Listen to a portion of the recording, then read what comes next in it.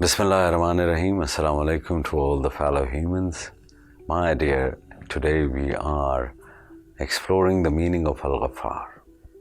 Allah exposes that which is good and beautiful and hides that which is ugly. Sin is ugly. Repentance is the realization of an ugliness which is offensive to others as well as to oneself, together with an attempt to change the ugly thing or at least to hide it. Allah is the one who accepts repentance and forgives.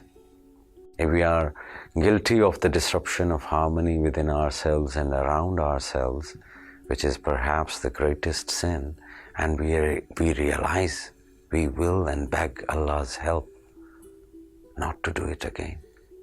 If we beg with tears of shame and ask Allah, Al-Ghaffar, for forgiveness, Allah will forgive us and perhaps even transform our sins and shortcomings into a good deed. A sinner is like a poor fellow who has fallen. So now what is the first thing he must do? He cannot face others in this state, nor can he stand himself.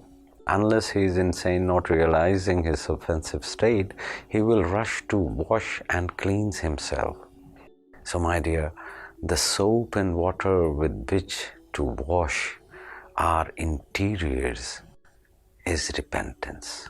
Woe to those who neither see nor smell the dirty stench filling their inner being. Repentance is between each person and Allah. No one else need hear it. It need not even be pronounced. Allah knows what passes through our hearts.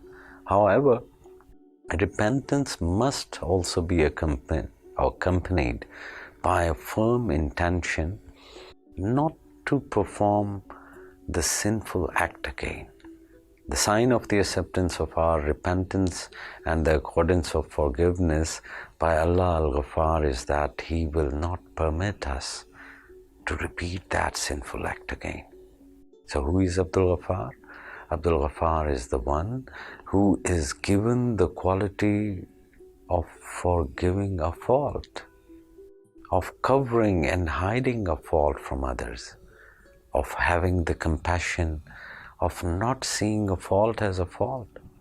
Such a person acts this way in cases and towards people whom Allah the Forgiver has forgiven.